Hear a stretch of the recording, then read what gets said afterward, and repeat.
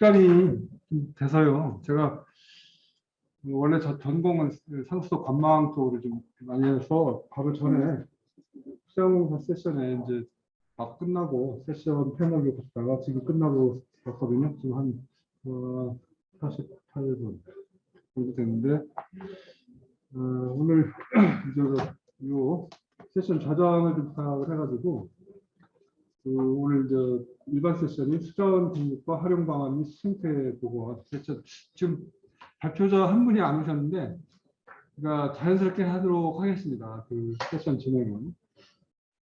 그리고 이제 그 발표는 지금 15분 정도 계획되어 있거든요. 근데 뭐 시간은 한 10분 정도 해서 우리들끼리 또 좀 얘기하는 시간, 토킹, 토론하는 시간을 좀 갖고 가는 게 훨씬 더 좋을 것 같더라고요. 그러니까 또 시간을 좀 맞춰주시고 그렇게 진행을 하겠습니다. 그리고 한 시간이 한 12분 정도 되면 제가 마이크를 툭툭 칠게요. 시계가 지금 시계가 안 보이는데 제가 마이크를 치도록 하겠습니다. 네, 그거 보시면서 좀 조정을 해주십시오. 빡빡한 시간인데 15분 동안 발표 부탁드리고 첫 번째 생공용수 공부 표율화 방안에 대해서 해코리아의 권영현 박사님 드리겠습니다.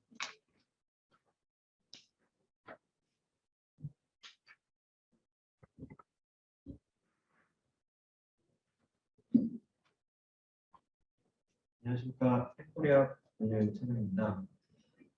제가 한 주제는 이제 공공용수 공부 표율화 방안에 따른 수전 확보 방안 선정인데요. 제목은 제가 이렇게 지었는데 그게 작년 2020년 6월에서 올해 2021년 6월까지 환경부에서 진행한 영상과 통신의 통합 물관리 방안 마련 연구의 그 파트 중에서 제가 수전 확보 가능량 부분, 이제 물수지 체계 구축하고 수전 확보 가능량 부분을 연구를 진행했어요. 그래서 그 부분을 이제 말씀을 드리려고 연구를 주었습니다.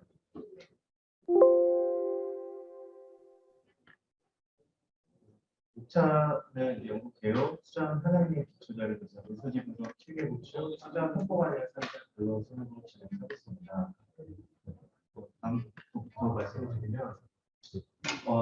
지금 현재 영산강 섬진강 쪽에는 이제 물 문제 부분들이 계속 지속적으로 발생을 하고 있어요. 그래서 수질 개선이라든지 섬진강 염해 피해, 또 뭐 농업용수 유제 물 이용 등 이제 다양한 물 문제들이 발생을 하고 있고, 또 그것으로 이제 물관리 일원화에 따른 이제 효율적인 이제 물관리 방안이 필요를 하고 있습니다.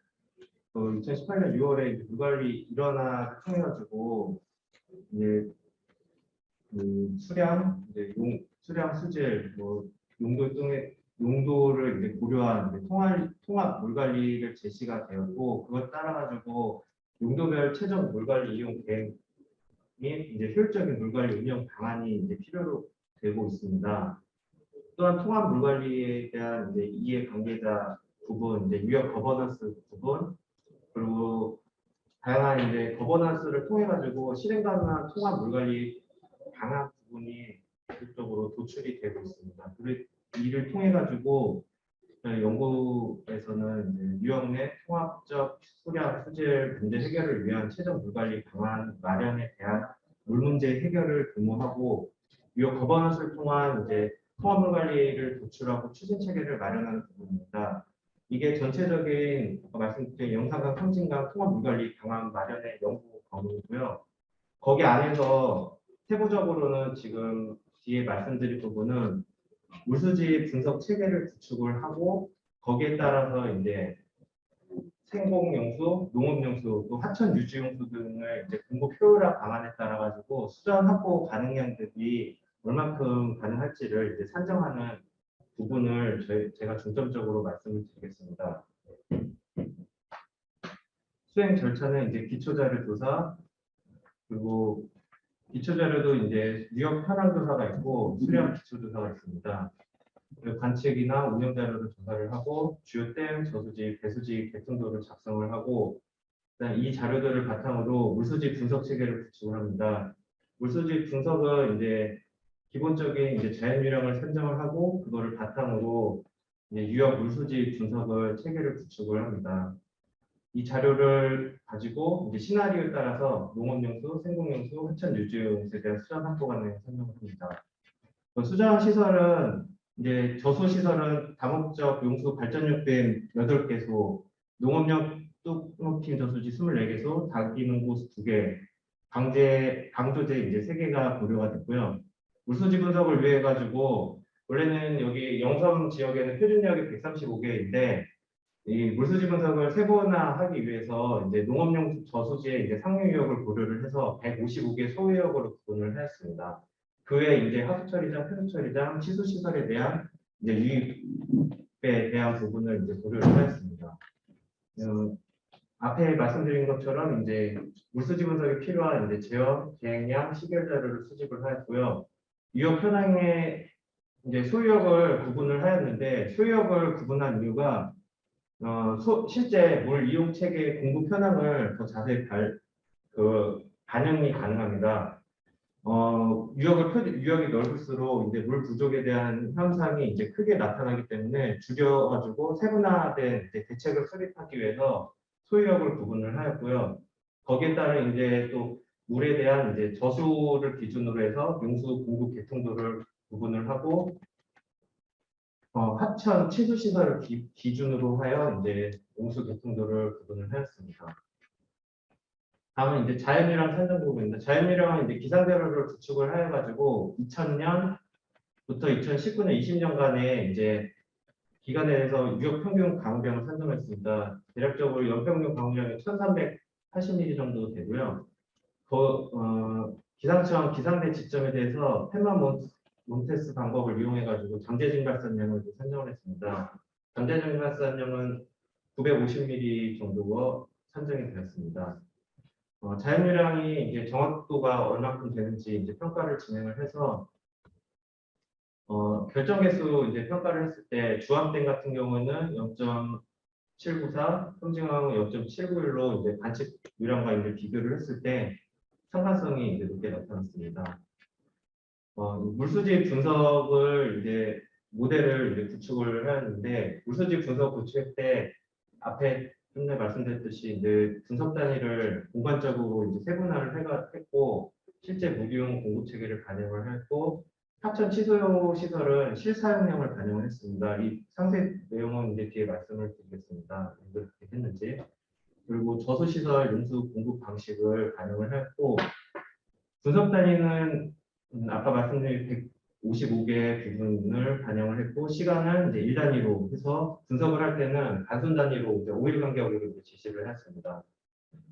5일 간격은 이제 2000년부터 2019년, 20년으로 했고 수요량 같은 경우에는 하천수는 유수와 저수로 구분을 했고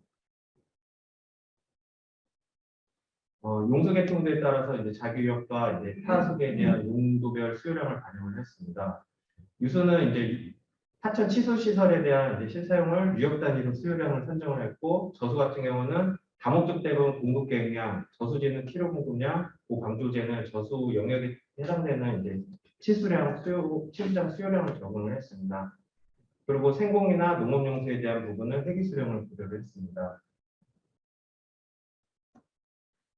세부적으로 말씀드리면 유수 같은 경우에는 이제 상하류 유역 댐 연계 모의를 했고 용수 공급 조정에 따른 치수시설 공급량을 결정을 했습니다.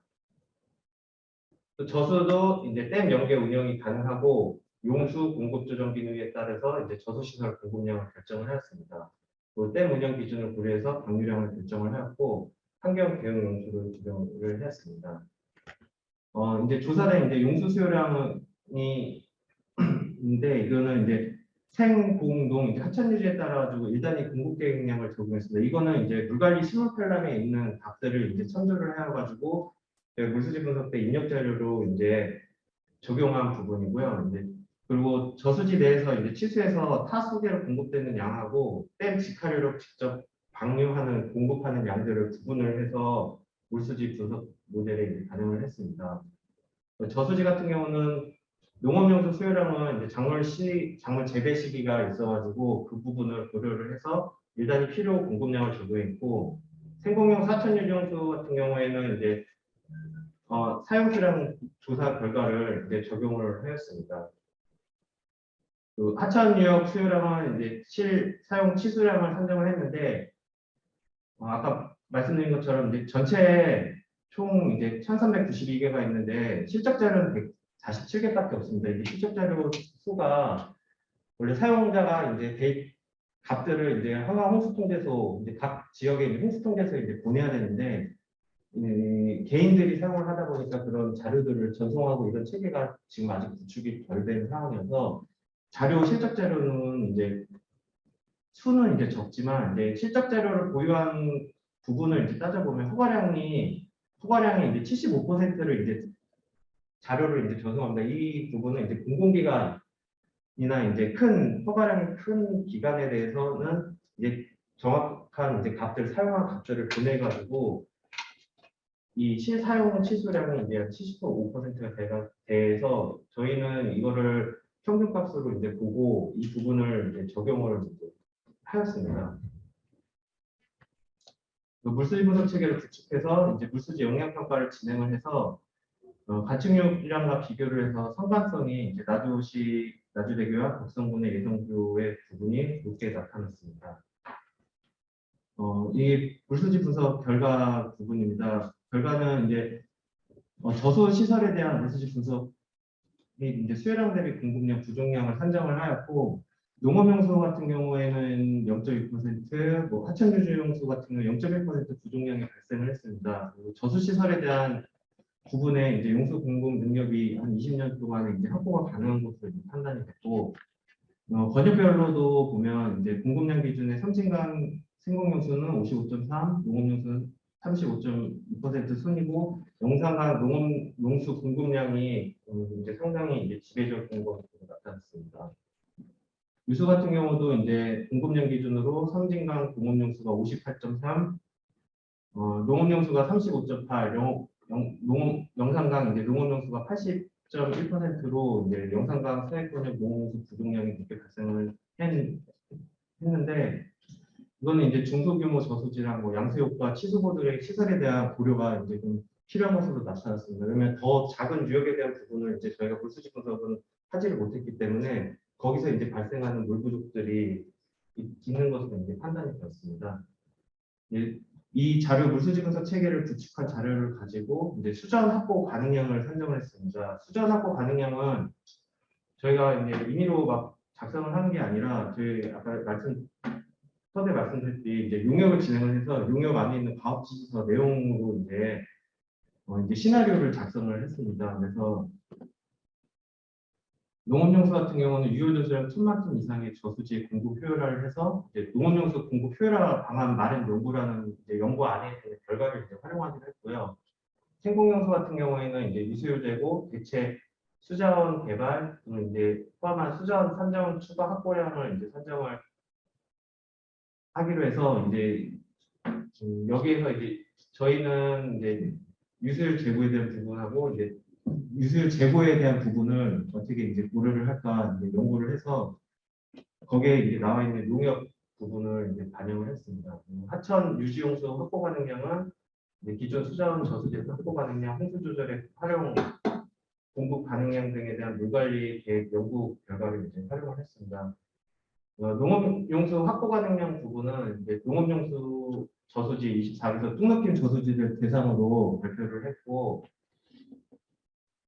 결과를 마이크를 지금 활성화하고 계셔가지고 이게 분석 방법이 농업용수 공급 효율화 방안 연구에서 지선 유입대 저수지 설치 및 지선의 간수로화 진행 시 약 20에서 28% 용수 절감이 나타난다고 이제 결과가 나왔습니다.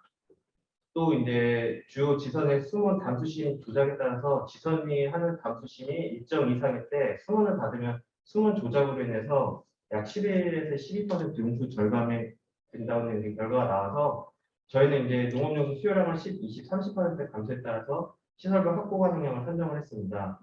이 결과 이제 총 저수지 대비 약 4.7에서 14% 확보가 가능했고요.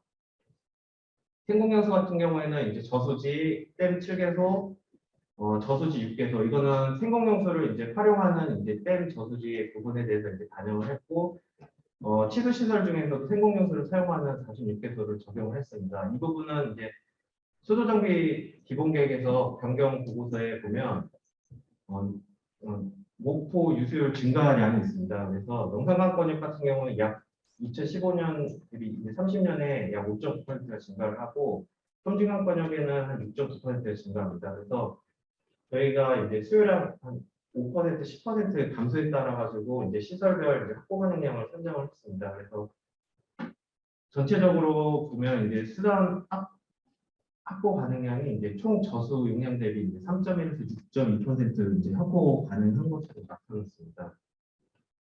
또 하천 유지 용수 같은 경우에는 이제 댐 8개에서 저수지 24개에서 하천 유지 용수를 공급하는 양들을 어떻게 줄일까 이제 생각을 해서 하천 유지 용수 이제 증가를 통해 가지고 이제 이수 안전도 평가를 했습니다. 그래서 4대호 같은 경우에는 시나리오를 이제 추가를 해가지고 유효 감호 효과를 이제 5mm 이제 반영을 했고 또 하나는 이제 유효 효과를 미반영을 했고 6월, 9월 추가 하천 유지용수 공급을 중단을 했습니다.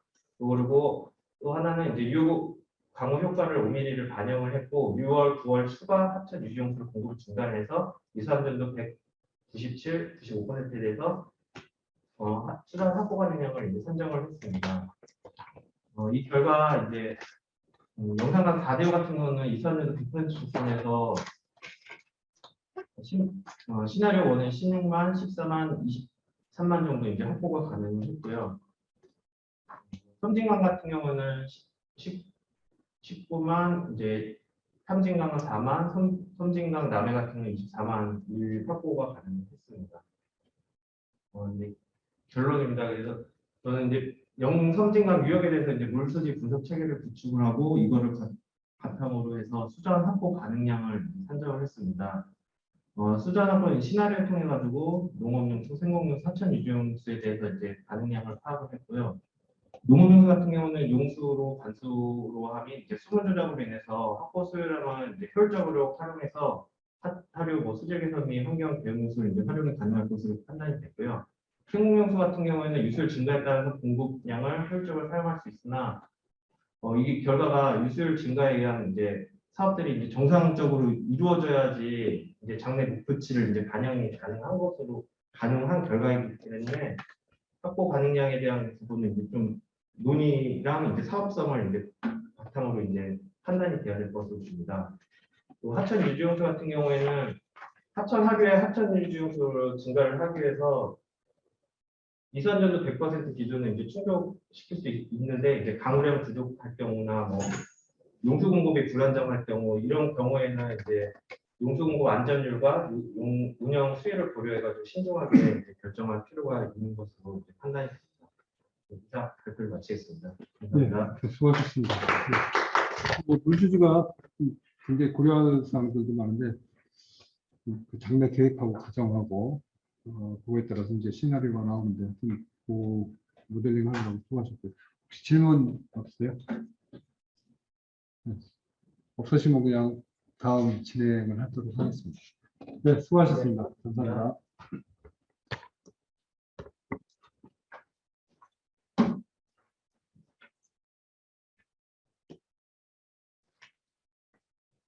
첫 번째, 인천 아라뱃길의 생태 보건과 관광 활성화. 네, 제목은 좀 다른데. 네. 네, 경인 아라뱃길의 현황 및 가치 향상 방안을 구성하고 있고 발표하게 된 한국수자원공사 아라뱃길 지사 윤석 차장입니다. 지금부터 경인 아라뱃길 현황 및 가치 향상 방안에 대해서 구상을 한 것을 주제로 발표를 시작하도록 하겠습니다. 발표 내용은 아라뱃길 오늘을 진단하고 그리고 새롭게 탄생할 아라뱃길의 미래에 대해 그려보는 순서를 구성하겠습니다. 먼저 아라뱃길 현황입니다. 아라뱃길 사람 잘 모르시는 분들을 위해서 제가 인트로듀싱 하는 하고 있습니다. 아라뱃길 사업은 2009년에 착공을 해서 2015년까지 사업을 진행하였는데 총 사업이 약 2조 6,759억이 투입되었고 인천 서해부터 한강까지 약 18km의 주문을 가지고 있고 양 끝으로 인천터미널, 김포터미널 그리고 물류단지와 곳곳에 친수 경과 시설들이 있습니다. 근데 그 아라뱃길 사업을 설명하기 전에 저희가 꿀포츠에 대해서 먼저 설명을 드려야 아라뱃길 사업을 이해할 수 있을 것 같습니다. 꿀포츠는 그전에도 보시다시피 인천 부평에서 발원해서 서울 중앙으로 들어가는 약 21km의 거친인데요. 여기는 뭐 많은 인구도 살고 있고 또 김포공항 같은 중요한 시설도 있습니다. 그렇지만 1987년도에 대홍수가 발생하면서 그 당시 사망자만 16명, 이주민이 약 5천여 명 정도로 또 재산 피해가 상당히 크게 났습니다. 이 밖에도 꿀포츠 묘역에는 크고 작은 홍수가 거의 매년 발생하는 실정이 있습니다. 그 원인을 조사해 보니까 꿀포츠는 좀 구조적인 문제가 있습니다. 특히 홍수 때 한강의 수위가 높으니까 꿀포츠는 물이 빠져나갈 수가 없는 겁니다. 그래서 항상 매년 홍수가 불가피한 상황이었습니다. 그래서 그 92년도부터 이 방수로 사업을 계획을 하게 되었습니다. 그 홍수 때는 평상시에는 꿀포츠 물이 한강으로 가야 되는데 불구하고 이 빠질 수가 없으므로 서해로 바로 빼는 14.2km의 방수로 사업을 하였습니다. 그러나 이 방수로 사업을 하다 보니까 문제는 홍수 때만 물이 오다 보니까 평소에는 근천으로 되어 있고 수질 악화라든지 환경적인 문제가 발생을 하였습니다. 그래서 정부에서는 이 14km의 기존 방수에 이렇게 노란색의 추가 불착공을 약 4km를 추가 유착을 하게 되면 평상시에는 홍수 때는 이렇게 방수로 이용을 하지만 평상시에는 이 14km를 전체 18km를 물류 기능과 그리고 지역 주민들을 위한 친수문화 공간으로 활용할 수 있겠다는 출발을 해서 아라뱃길 사업으로 이어지게 되었습니다. 지금부터는 아라뱃길 관리에 대해서 말씀드리겠습니다. 그래서 이러한 그 꿀포천의 좀 수질이 나쁜 부분을 어떻게 해결하려고 하냐면은 평소에는 꿀포천 물이 빨간색으로 보시다시피 저희가 상류에 그 뒤변부라는 공고가 있어서 이 꿀포천 물이 평상시에는 한강으로 흐르게 되어 있습니다. 그렇지만 홍수 같으면 표면보호가 공부가 이제 보복이 되면서 이 물이 파란색으로 보면 지금 아라뱃길로 거쳐서 서해로 배제되는 구조를 가지고 있습니다. 또한 순환 관리가 아울러서 적정한 수질과 생태 환경을 유지하는 환경 관리도 중요한데요. 저희 서해 쪽에서는 약 20cms 그리고 동강 쪽에서는 담수로 약 10cm에서 들어오는 기수역입니다. 사업 초기에는 저희가 국내에 이제 기수역을 이렇게 조성하고 관리해본 경험이 없어서 많은 어려움이 있었지만 계속적인 이제 수질 모니터링이나 과학적인 방법들을 통해서 그리고 또 100여 개의 또 환경 시설들이 있습니다. 이런 걸 통해서 현재는 이제 약 3등급 수준의 수질로 관리를 하고 있고 이러한 노력 일환으로 이제 환경부 장관선도 수상한 바가 있습니다. 한편 아라뱃길에는 연간 600만 명이 찾는 여러 가지 이제 친수 편의시설 그리고 관광매개 시설들이 있습니다. 총 8개 정도의 이제 주요 관광 거점을 가지고 있고요. 그리고 아라파크웨이라든지 특히 이제 국토종주, 낙동강 후두까지 633km의 국토종주 자전거길에 시종점 위치를 하고 있고 또 우리나라 최고 수준의 마리나 시설 등이 자리하고 있어서 실제로 관광매개 기능은 일정 부분 많은 성과를 거두었다고 생각을 하고 있습니다. 그렇지만 이러한 시설들이 좀 많이 부족하기 때문에 저희는 그 이후에도 서해오도 수산물 복합센터라든지 이런 걸 해서 백령도, 연평도 등 서해오도 주민들의 어떤 수산물 팔로 확대라든지 그리고 각 지자체와 협의해서 디자인 표구 그리고 매년 가을에 지역 대표 축제인 아라모나 축제를 개최를 하고 있습니다. 그리고 휴게 쉼터라든지 중간 승착장, 수변 문화공간 조성 등을 각 지자체와 협의를 해서 계속적으로 확충을 하고 있는 그런 상황입니다. 그래서 이걸 현재까지를 좀 종합을 하게 되면 실제적으로 저희가 꿀포천 유역의 홍수를 방지했기 때문에 현재 이미 정부에서 발표한 상기 신도시 중에 이제 계양 테크노밸리와 부천 대장주가 이런 신도시를 건설할 수 있는 아주 결정적인 역할을 저희 아라뱃길이 하게 되었다는 자부심이 있고요. 또 하나 연간 약 600만 명이 이제 찾아오는 이제 훌륭한 시민 연가공단이 되지만 아시겠지만 뭐 언론에서 많이 들으셨을 거예요. 워낙 그 실적이 물동량이 이제 저조하고 그리고 불포천이나 이런 이제 외래 주류에 들어오는 수질 관리가 좀 어려운 그런 한계가 분명히 있습니다. 그래서 이런 부분에 대해서 이제 저희뿐만 아니라 정부에서는 뭐 아시겠지만 공론화위원회라는 것이 구성이 되어서 실제적으로 2018년 10월부터 올 1월 달까지 그 공론화 과정을 거쳤습니다. 여기에서는 관광기관에 참여하는 시나리오 워크숍이라든지 그리고 지역 시민이 참여한 시민위원회 등의 공론화 과정을 거쳤습니다. 주요 내용으로는 이제 주원 기능을 축소를 하고 장기적으로 2등급을 목표로 해서 물을 깨끗하게 하고 그리고 항만시설 용도 전환 등 관광내적 활성화가 부분이 되겠습니다. 현재는 이를 구체하기 위해서 환경부, 국토부, 해수부, 수자공사가 정책 예비를 구성을 하였습니다. 또 이행 방안을 수립할 용역이 최근 착수가 되었습니다. 그 당시에 이제 시민위원회 조사한 부분에 대해서 보면은 알아듣기에서 가장 필요한 기능이 무엇이냐라고 했을 때 실제적으로 하청환경 구성과 신수시설 활성화를 시민들은 가장 우선적으로 요구하고 있음을 알 수 있게 되었습니다. 지금도 말씀드릴 내용은 그간의 공론화위원회 권고사항이라든지 그리고 시민의 니즈를 반영을 해서 그럼 앞으로 우리 아라뱃길이 지속 가능한 지속 공간을 완성하기 위한 미래를 구상을 하였습니다. 다만 지금도 말씀드릴 내용은 어떤 검토하게 구상안이기 때문에 절대 확정된 계획이 아니고 정부, 지자체와 협의에 관련 영역을 통해 구체화할 예정입니다. 국민이 감동하는 친수공간 아라뱃길 재탄생을 저희가 기준으로 삼고 주문수로 중심의 관리 체계에서 친수공간 공유 체계로 좀 전환을 하고자 하고 또 하천의 친수 가치를 확대하고 그와 더불어서 수변의 부가가치를 발굴하려고 합니다. 아까 그 시민의 니즈에 나왔던 것처럼 하천 및 수질 관리 개선 쪽과 친수공간 확충 구상한 쪽으로 해서 총 4가지의 과제를 도출을 하였습니다. 첫 번째 하천 및 수질 관리 개선 부분에 있어서는 일단 수질 관리에 불리한 호수형 주문수로 해서 이제 수상관리가 가능한 깨끗한 하천으로 좀 변모를 시키려고 합니다. 그러기 위해서는 불포천 유지 수질 개선을 위한 그런 친환경 수출 시스템 도입이 가장 필요합니다.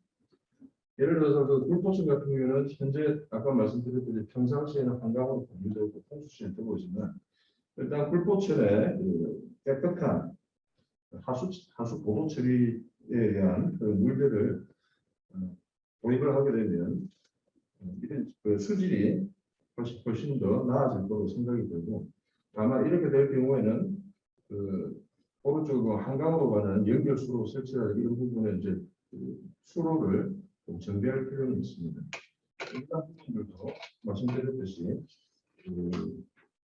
정부 정책이라든지 이런 걸 잘 협의를 해서 진행하려고 하겠습니다. 또 하나는 뭐냐면 불포천과 아라뱃길 합류 후에 저희가 이미 저류지 부산이라든지 인공 승천도 쪽에서 저희가 일단 좀 진행을 하고 있는 에코필터링 사업을 한번 환경부 협의를 통해서 진행을 하고자 합니다. 물론 규모는 상당히 작으나 일단 이런 부분들을 좀 하면서 수질 개선에 그런 것들을 한번 찾아보려고 노력을 해보겠습니다. 다음은 친수공간 확충 구상입니다. 현재는 좀 단조로운 그런 공간이 있고 이런 부분들이 또 주변에 그린벨트라서 개발 작업이기 때문에 상당히 어떤 한계는 있습니다만 그럼에도 불구하고 다양한 즐거움을 주는 친수 공간으로 구성한 변모를 시키려고 하는데 이러한 부분들에 대해서 설명을 드리겠습니다. 우선 인천터미널 같은 경우에는 이 부분은 2019년도에 해수부에서 마리나 예전구역을 도시를 하게 되었습니다. 그래서 이런 부분을 확대를 하고 또 주변에 테마파크를 연계를 해서 저희가 복합 개발을 한번 구상을 하고 있습니다. 그리고 곳곳에 아라뱃길에 곳곳에 있어서는 아라천에 아라뱃길의 관광예를 기능 강화인데요. 아라쪽 같은 경우는 아라뱃길의 가장 높은 구간입니다. 이런 구간에 있어도 어떤 보행교라든지 진라인 같은 걸 구상을 하였고요. 그리고 시청교 같은 경우는 금암역 인도입니다. 실제로 남북으로 오가는 어떤 그 배라든지 이런 부분이 필요하고 실제로 또그 인천시에서 수상 모델을 지금 만들고 있는 그런 상황입니다. 그러면 이제 그 대학역 쪽에는 무슨 가봉교라든지 이런 걸 해서 이제 접근성을 좀 강화를 하고 또 남북쪽으로 오가는 이런 직접 교류해야 되는지 않은 만들고 있고요. 그리고 그 아라 자전거길이라고 생각하면 말씀드렸지만 그 북부정부 자전거길이 실제로 많은 시민들이 오고 있습니다. 여기에서는 좀 더 휴게 및 테마 공간을 더 만들어서 특색 있는 요즘 자전거길을 만듭니다. 불포차 함유부 같은 경우에는 좀 그 유휴 공간을 활용을 해서 현재 이제 우리나라 전국적으로 문제가 되고 있는 수변 틀레기 캠핑장을 도입하려고 구상을 하고 있습니다.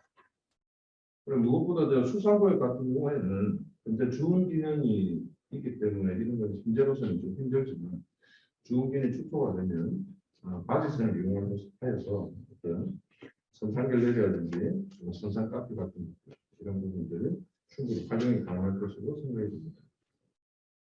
마지막으로 김포와 인천 터미널의 용도 전환 부분이 되겠는데 이 부분은 좀 더 많은 논의가 필요합니다. 그래서 이 부분은 박물관이나 어떤 지금 컨테이너 부드나 여객 분쟁 같은 경우에 이런 것들을 박물관이나 또는 대학환경 체험관 등으로 해봐야 되겠지만 이것은 어떻게까지나 정부가 계속 논의를 해서 진행을 해야 될 상황으로 보입니다. 마스크 관련 통해서 이제 달라질 아르바이트이 문제인데 지금까지는 무슨 수질 관리가 곤란하고 또 주문의 기능이 상당히 약화됐음에 불구하고 많은 그 비난을 받기도 하였습니다만 안정적으로 수질을 관리가 가능하고 또 수변 활동과 수상 배제가 이루어지는 국민을 위한 친수 공간으로 거듭날 수 있을 거라고 생각합니다.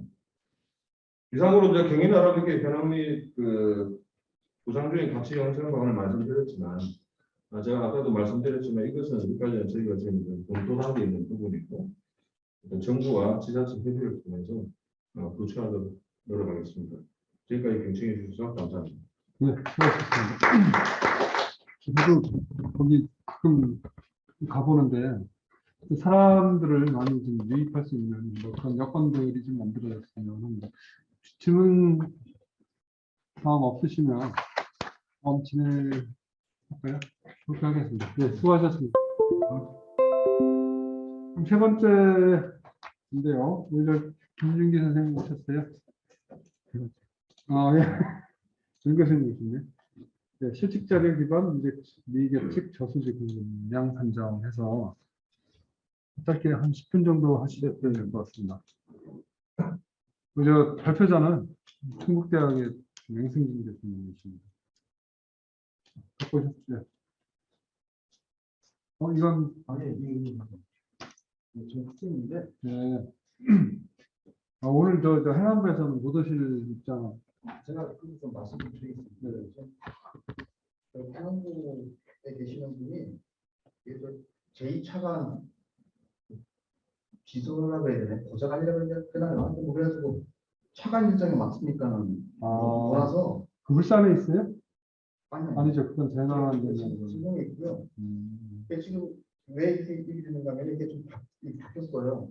제가 그 303호에서 김준기 사무관이 해야 될 거를 거기서 그냥 얘기를 보고 왔어요. 그리고 거기서 해야 될 게 지금 일로 왔어요. 근데 내용이 조금 괜찮습니다.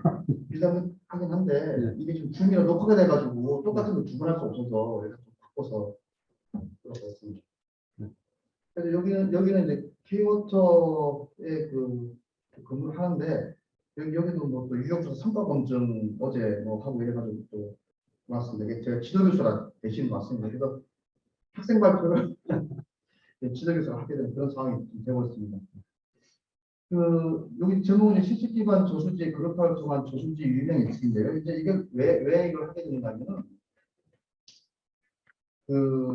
이게 대상이 지자체에서 관리하는 저수지가 대상입니다. 그러다 보니까 지자체에서 관리하는 저수지는 뭐 계측기도 없고 그다음에 관리도 잘 안 되고 뭐 그러다 보니까 그 어쨌든 용수는 공급이 되는데 물이 그 유역 내에서 저수지로 들어오는 물량이 얼마인지도 잘 모르는 상태에서 그냥 농업용수 공급을 하다 보니까 이래가지고 되겠냐라고 해서 이거를 그좀 유입량과 공급량을 좀 알 수 있는 방법이 없을까라는 차원에서 이제 시작을 하게 됐고요. 그래서 그 지금 저희가 이 분석을 하게 된 거는 일단 계측기가 있는 저수지를 가지고 그걸 이제 분석을 했어요. 분석을 하는데 누수지 분석도 하고 뭐 유입량, 유출량도 분석을 했는데 그게 저희가 적용하는 방법을 가지고 미계측 저수지다라고 가정을 해가지고 적용을 해봤더니 저희가 쓴 방법이 그렇게 나쁘진 않은 것 같다라는 이제 그런 얘기를 하려고 한 거거든요. 자, 이제 연구 동향을 보면 뭐 이렇게 쭉 해서 과거에도 전혀 뭐 지자체 관련 저수지의 뭐 유입량이나 뭐 공급량을 구하는 게 없었던 건 아니에요. 뭐 이제 어쨌든 간에 뭐 저수 면적하고 저수량 뭐 이런 걸 가지고 뭐 한 것도 있고 그다음에 또 뭐 여기 보면은 각종 모형에 의해서 한 것도 있고 뭐 그렇습니다. 근데 그 방법들을 조금씩 달리해 가지고 저희도 이제 한번 해봤는데요. 이런 특성은 그냥 핑크 모형으로 그 일단 유입량을 산정하는 모형을 정했다라는 걸 이제 말씀을 좀 드리고요. 그 저수지를 이제 그룹화하는 방법은 가장 많이 쓰는 케이밍 클러스터링 방법을 가지고 이제 썼다라는 걸 보여드립니다. 그래서 여기서 보면 각 그 저수지별로 이제 커브넘버하고 그다음에 유역 배율, 그다음에 유효 저수량 요 세 개의 인자만을 가지고 저수지를 이제 그룹화했습니다. 대략 한 200개의 저수지를 이제 그룹화했고요. 어쨌든 이제 실측된 자료는 어디서 구했는가 하면은 농어촌공사에서 지금 계측이랑 한참 따라서 지금 그 자료가 데이터가 나오고 있거든요. 그래서 그 데이터를 가지고 있습니다. 여기서 이제 미계측 수치로 가장한 거는 지자체에서 관리하고 있는 저수지. 그러니까 농어촌공사에서 관리하고 있는 저수지의 실측 데이터를 기반으로 해서 얘를 저수지를 그룹화시키고 그리고 그 그룹화된 저수지의 특성을 가지고 지자체 저수지를 한번 적용을 해봤다는 뭐 그런 얘기를 하는 겁니다. 자, 그래서 그 여기 보면 200개의 저수지를 가지고 얘를 이제 분석을 하는데 이제 200개의 저수지를 가지고 다 적용한 게 아니라 이제 얘 걸러내고 쟤 걸러내고 뭐 그러면서 101개의 저수지를 선택을 저희가 했습니다. 그래서 각 저수지별로 뭐 이런 것좀 다 구했고요. 그래서 실제 지자체 저수지 중에서 국민재난안전연구원에서 자기는 계측을 설치를 했더라고요. 그래서 요 장곡 저수지하고 운정 저수지 두 개의 데이터가 있어요. 그래서 얘 두 저수지가 미계측이라고 가정했을 때 농어촌공사에서 관리했던 저수지를 그룹화해가지고 한 적용을 해본 겁니다. 자, 그래서 그 과정들은 이제 이렇게 지금 제가 말씀드렸던 그 내용으로 또 되어 있고요. 그래서 결과비 표처를 한번 보시면 자, 대상 저수지는 뭐 아까도 얘기했다시피 전체 200개에서 한 101개 정도를 이제 선택을 했고요. 그리고 이제 이거 이제 민감도 분석을 여기서 탱크 모형이 이제 민감도 분석을 했습니다. 어떤 매개 분석에 민감하냐라고 쭉 봤습니다. 그래서 제가 한 11개의 매개 분수들 중에서 민감한 매개 변수들을 이렇게 보면 다양 기준이 가지고 요 값들이 이제 큰 것들이 이제 그 매개 여기 기준값이고요. 그래서 이걸 가지고 민감도 분석을 해봤더니 이제 이렇게 나왔습니다. 요 값들이 이제 크게 이제 민감도가 이제 저수지별, 고수지별로 나오게 되어 있고요.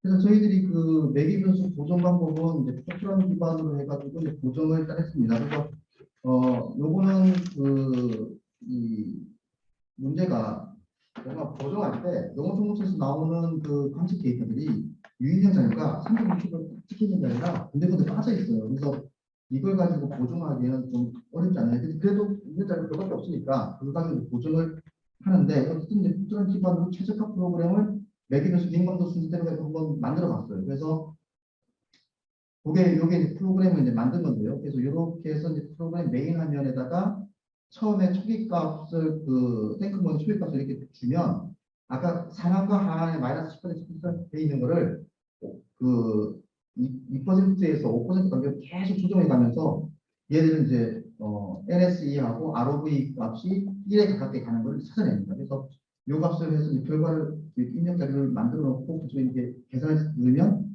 얘가 지금 계속 찾아가는 과정에 있거든요. 그래서 여기서 NSE와 ROV가 1에 가장 가깝게 가는 것들을 매기는 세트를 딱 뽑아내서 이렇게 딱 저장을 딱 합니다. 그럼 이게 이제 탱크 모형의 그 최종 매기는 수라고 해가지고 이제 가지고 가서 그 값들을 이제 정했고요. 그러면 뭐 잠재 증가산, 탱크 모형 돌리기 전에 잠재 증가산이라는 또 설정을 또 해서 이것도 입력값을 또 넣어줘야 됩니다. 자, 그리고 이제 유입량을 산정하기 위해서 뭐 전체 전국에 대해서 이렇게 시스템방을 짜서 했고요. 근데 여기 이제 AWS 같은 경우도 또 있긴 한데 일단은 그 주로 이제 기상 관측소를 중심으로 이렇게 했습니다. 자, 그렇게 하고 나서 이제 그 유입량을 산정을 했습니다. 여기 이제 그 아까 101개, 200개를 선정해서 최종적으로 고른 게 101개 저수지고 추산 저수지를 샘플로 지금 다 이제 보여드린 겁니다. 그래서 이런 식으로 해서 그 ROV 값이 여기 이제 1에 가까운, 여기 지금 1에 가까워지고 있죠. 이렇게. 그래서 1에 가까운 매개 변수를 썼고, 그 다음에 그 NSE에 대한 평가 기준은 0.75에서 1이면은 매우 좋은, 그 다음에 0.6에서 0.75면 좋은. 그래서 요 등급에 맞춰서 일단 불만족으로 나오는 저수지는 다 빼버리고요. 만족 좋은, 매우 좋은으로 나오는 저수지만을 선택을 해서 그룹화를 하는 과정이 있습니다. 지금 여기 보면 이제 평가를 있죠. 자, 그리고 나서 그 이제 시행값을 구하는 과정입니다. 근데 결과적으로 말씀드리면 시행값이 그렇게 그룹화를 하는데 뭐 영향은 미치지는 않더라고요. 근데 일단 저희 리스커브 넘버가 일단 유추행치에 크다라고 해서 일단 집어넣습니다. 그리고 나서 그 이제 저수지 특성치를 아까 두 개를 얘기했던 것들을 여기서 구해서 넣었습니다. 그래서 여기서 이제 분산 분석, 나누고 분석을 이제 통해 가지고 저희가 그 군집의 개체를 1에서부터 6까지를 이렇게 쭉 나눠봤습니다. 여기 최종적으로 100개 저수지고요. 그래서 해봤더니 여기 4번 그룹에 들어가는 게 저수지가 하나가 나와요. 이게 이제 유형 면적이 워낙에 독특하게 좀 큰 저수지가 하나 있어가지고 얘가 하나 빠지고 나머지는 자 7개, 6개, 많은 거 이제 5그룹에 이제 52개. 그러니까 지하철 저수지들이 다 고만고만하다는 그런 얘기라고 보시면 되겠습니다. 그렇게 해서 그룹별로 저수지의 통계치를 쭉 냈습니다. 그래서 뭐 시행값하고 쭉 냈는데 여기서 그 그룹의 대표치를 그 중앙값으로 저희들이 판단을 했고요. 그래서 이 중앙값을 가지고 이건 이제 매개 변수의 통계치입니다. 그룹별로. 그래서 요게 그 그룹에 해당되는 그 대표 매개 변수라고 이제 보고 요거를 갖다가 이제 적용을 이제 GS를 하는데요. 여기 이제 그룹 6개로 나눴을 때의 그 박스 플러스를 표현을 한 겁니다. 그래서 좀 차이가 이렇게 보시면 조금씩 나고 있는 것을 볼 수 있고요.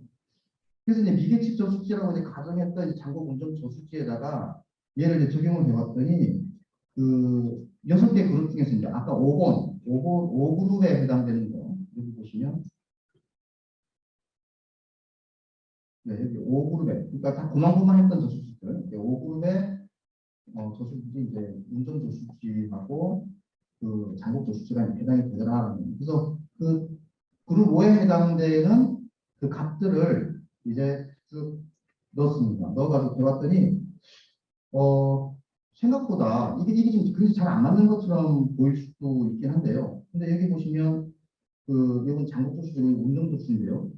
이게 지금 4월 달부터라고 이렇게 있지만 실제로 앞에 또 그리면 또 앞에 잘 나는 것 같아요. 그래서 요런 부분들을 보면 나쁘지는 않습니다. 근데 이런 것들이 좀 빠지는 부분도 있긴 한데 이제 여기 보면 장국조 수지로 가보면 여기는 제가 볼 때는 관측값이 좀 이상한 것 같아요. 관측값들이. 그래서 그 모의값들인데 관측값들이 조금 이렇게 그 상식보다 좀 다르게 나오지 않느냐라는 싶었는데 어쨌든 얘를 적어두고 운영 조치를 보면 이 피크나 이런 것들은 트렌드나 이런 것들은 잘 맞춰서 따라가는 것처럼 보이더라라는 겁니다. 근데 문제는 그 NSE나 ROV 값들이 그렇게 만족할 만큼 나오지는 않았습니다. 장국 조치는. 근데 운영 조치는 그래도 0.58에서 아까 저기 보통 수준의 값이 이제 보일 수 있고요. 그래서 이런 식으로 해서 하게 되면 우리가 유입량을 모르는 지자체에서 관리하는 저수지의 유입량도 어느 정도 찾아낼 수 있지 않는가라는 거죠. 그래서 지금 요거 지금 구성 연구를 또 하고 있는데요. 지금 6개로 나오는데 지금 한 10개 그룹으로 지금 나눠서 조금 더 세분화하면서 분석을 다시 또 좀 하고 있는 그런 상태이고요. 결과는 그냥 보시는 걸로 가능하도록 하겠습니다. 네, 수고하셨습니다. 혹시 질문 저 AWS만 사용했잖아요. 또 그 영향이 좀 있어요. AWS는 안 썼고요. 네. 그냥 기상청. 기상청의 기상 관측소. 혹시 그게 만약에 좀 강우 분포하고 네. 이렇게 좀 차이가 나더라고요. 그죠? 네. 조금 이제 좀 오밀조밀하게 하면 네. 그리고 또 하나 그 아이디어는 여기다가 이제 그 클러스터 분석도 분석이고 그건 이제 통계적인 방법이고 요즘 나오는 AI 쪽에서 클래시파이어 분류기로 하면 좀 괜찮겠다. 이게 논문도 되고 좀 진화시킬 수 있겠다라는 생각이 듭니다. 그거 한번 같이 한번 해보시죠. 요건 지금 이보 선생님이 학위 논문으로 지금 아직 이렇게 시도해본 적이 없어요. 지금 말씀하신 그 AI 쪽도 적용을 해보는 거는 이제 아마 다음에 누군가 학생이 또 이제 한번 하는 것도 괜찮지 않을까. 그수 있을 것 같아요. 자료만 정리되면. 그래서 지자체 저수지는 너무 깜통이어가지고요. 아무것도 모르는 나신이어가지고 이런 걸 통해서 그 어느 정도 찾아내는 것도 중요하지 않을까라는 생각입니다. 그래서 이거 재난정보원에서 좀 힘들을 받아서 했던 성과인데 거기서 일단 만족 안 하죠. 넥스트 과제를 이제 진화시키는 걸로 해서 네, 진행을 해야 되는. 이제 한번 나중에 하는 것도 네. 있을 것 같아요. 네, 수고하셨습니다. 감사합니다. 네 번째 발표입니다. 그 시설하우스 번취형 냉온 매트. 네, 백성건설 백성화입니다.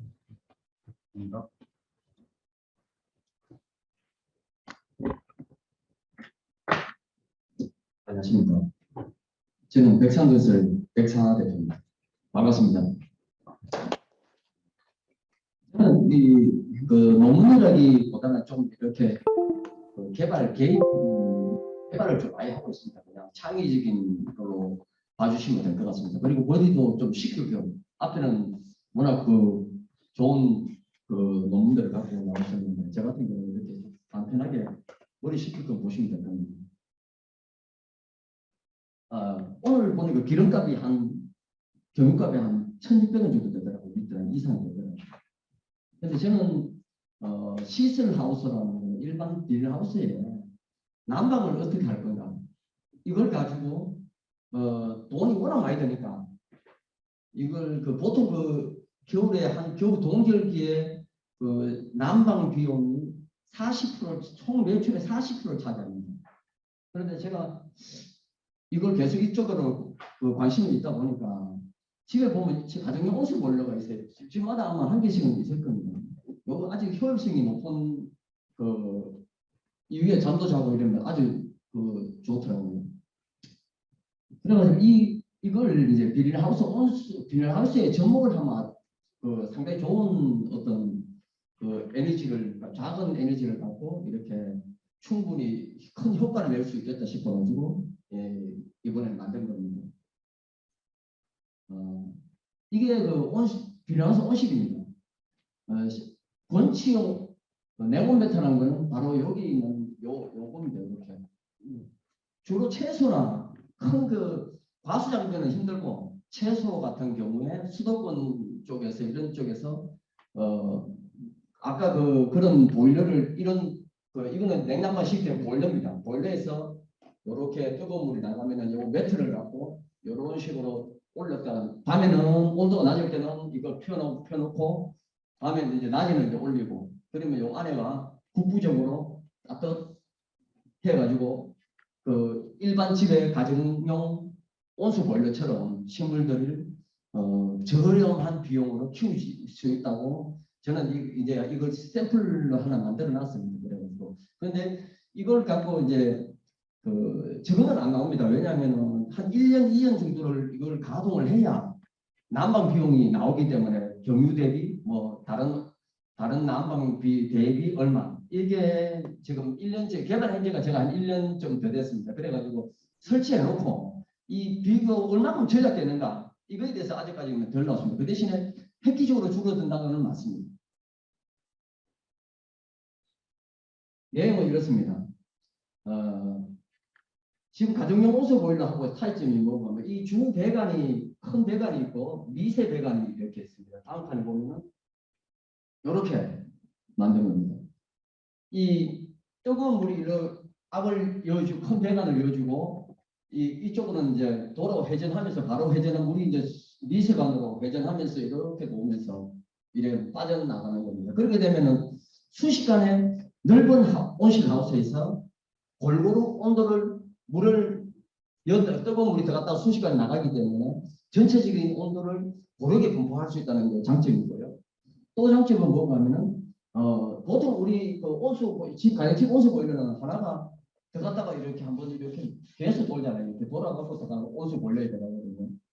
이거하고는 예, 요거는 가정용으로 조금 소규모의 국부적인데 그 집에 쓸 수 있지만 대규모 하이소스 시설에서는 아마 이거는 불가피합니다. 그래가지고 이런 식으로 해놓으면은 여기다가 아까 매트를 입히고 보온 매트를 입히고 여기서 감았다 폈다 자유롭게 할 수 있게끔 만드는 제품입니다.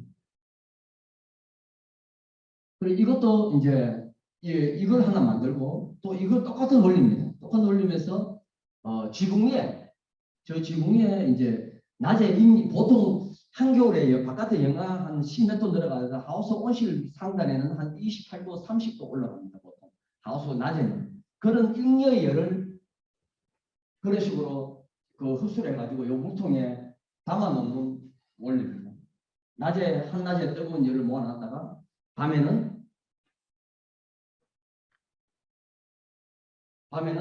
이 물을 갖고 온도가 벌써 데워져 있기 때문에 이 물을 가지고 이렇게 데우게 되면은 에너지가 아주 더 적게 나온다는 원리입니다.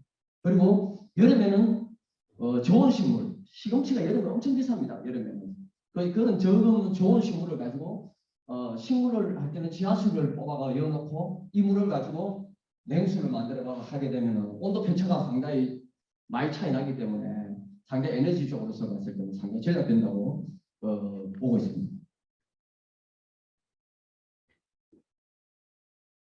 이렇게 이거는 우리 아까 하우스 안에 고온의 열을 모으는 장치를 만드는 거고요. 이렇게 저는 이 짧지만은 이 구조 집안에 있는 네온 매트를 가지고 이 시설 하우스에 접목을 해가지고 가장 저렴한 방법으로 하기 위해서 만드는데 하다 보니까 이제 어떤 구조적으로 이걸 이제 만들다 보니까 몇 번의 시행착오 있었습니다. 해보니까. 그런데 주 배관이라는 여기 고정단관이 있는데 이게 이제 하우스의 어떤 한쪽 측면에 고정을 하고 나머지 요거는 이제 감았다가 올렸다 할 풀림이 좋도록 만드는 거고 이게 개발하는데 제가 한 1년 정도 됐습니다. 현재 작게나마 소규모로 만들어낸 상태로 현재 가동하고 있습니다. 이상입니다. 네, 수고하셨습니다. 이거를 겨울엔 항상 쓰는데 네. 좀 아이디어가 나올 것 같아요. 이게 집에서 쓰는 온열 매트의 네. 열 효율을 좀 높일 수 있을 것 같다는 생각이 들어요. 네. 왜냐하면 이제 지금은 온상에다 하우스에다가 고정형으로 만드는데 그렇게 하려고 그러면 이제 연결 배관이나 연결 고정식으로 사용해야 되잖아요. 포토로 할 수 있으면 일반 소비자들도 좀 될 것 같다는 생각이 들어요. 제가 이쪽에는 계속 최대한 농민들이 돈 안 들이고 만들어 보려고 실험도 직접 하고 하나 제품 하나 만드는데 한 2, 3년이 걸립니다. 연구까지 해갖고 예를 들어 데이터까지 나오는 데가 보통 한 5년 정도거든요. 그래서 이제 지금은 제품화 단계는 아니고 지금 예. 테스트 단계. 지금 특허는 등록되어 있습니다. 됐습니다. 알겠습니다. 고생하셨네요. 네. 하여튼, 네, 수고하셨습니다. 이제 마지막 발표인데요. 그 도시 침수 예경도 모니터링 시스템 그리고 김호선 국립안전 민원위원장께서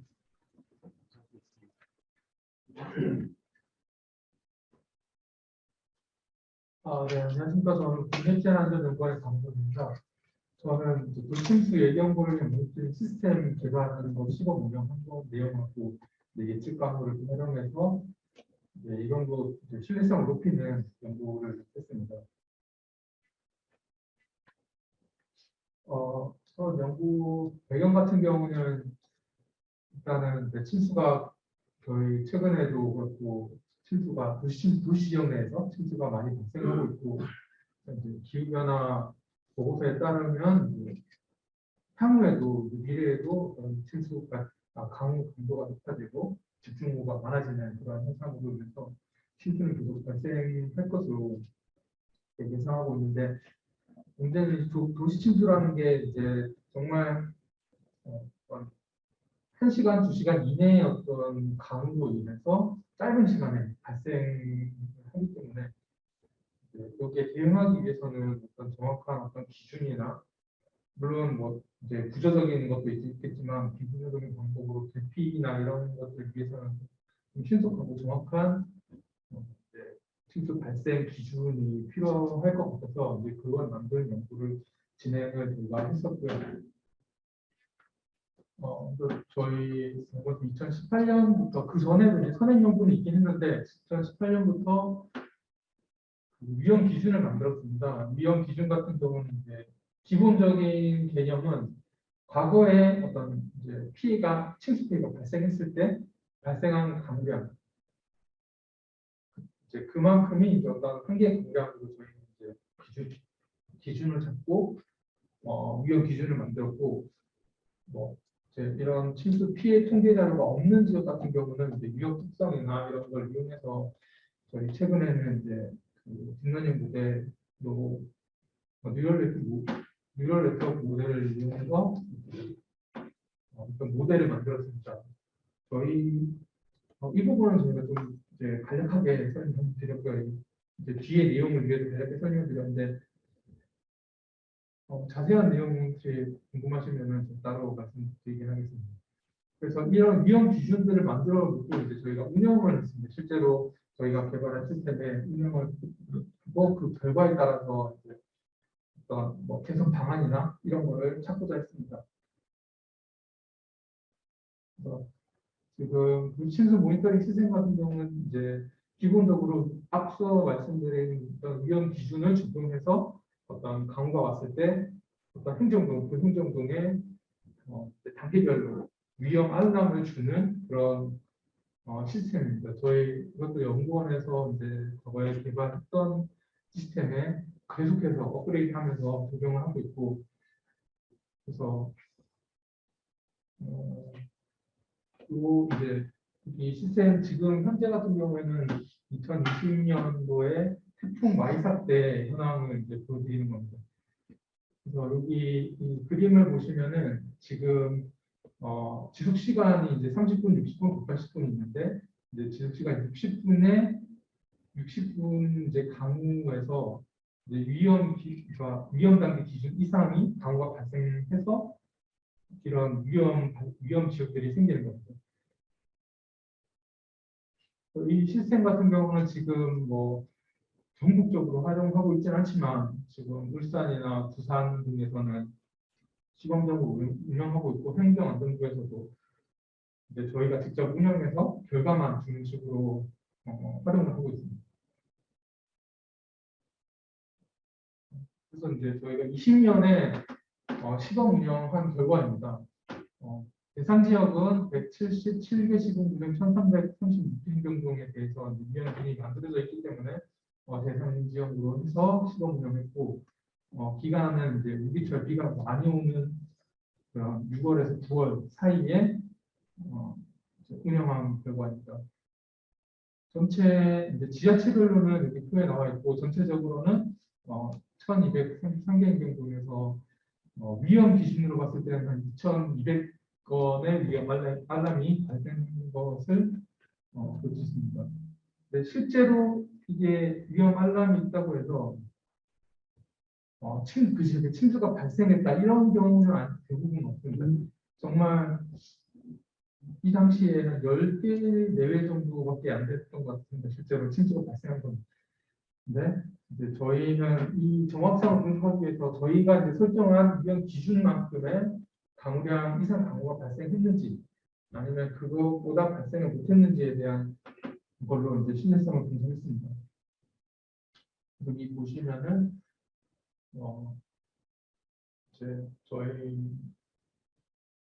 이제 두 가지 트루 알람하고 펄스 알람 두 가지로 구분을 했는데 트루 알람 같은 경우는 이제 강우량이 한계 강우량보다 큰 값이 나타나는 경우 그리고 펄스 알람은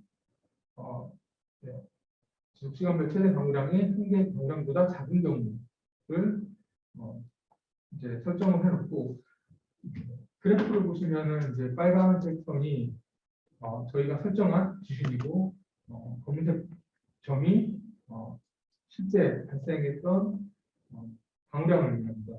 그래서 위에 같은 경우에는 이 두 개가 한계 강우량 이상 발생을 했기 때문에 이제 알람은 적정하게 이제 알람을 준 것으로 판단하고 밑에 펄스 알람 같은 경우는 한계 강우량에 미치지 못하는 강우가 왔음에도 이제 위험 알람을 줬기 때문에 이런 것 같은 경우 펄스 알람으로 설정을 했습니다.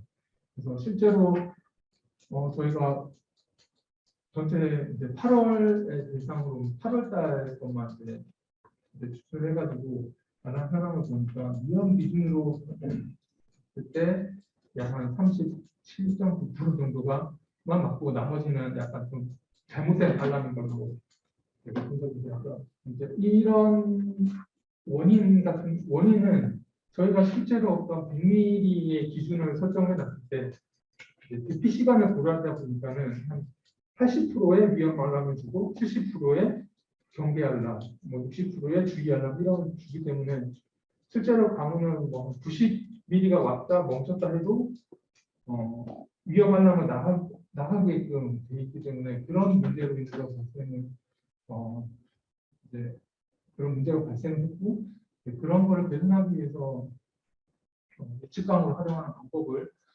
좀 검토해봤습니다.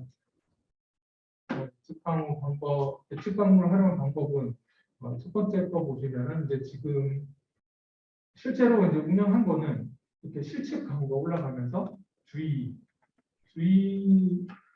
기준에 도달했을 때 알람을 주고 경계 기준에 도달했을 때 알람을 주는 방식으로 되고 있는데 이것들이 이걸 이제 계산하는 방법으로는 주의 알람에 도달했을 때 그 당시에 어떤 예측 강우를 이제 보고 그 예측 강우가 이렇게 저희가 설정한 한계 강우량에 못 미쳤을 때는 이제 알림을 주지 않고 이처럼 이제 한계 강우량 이상의 강우가 발생한다고 봤을 때는 알람을 주는 방식을 검토해봤습니다.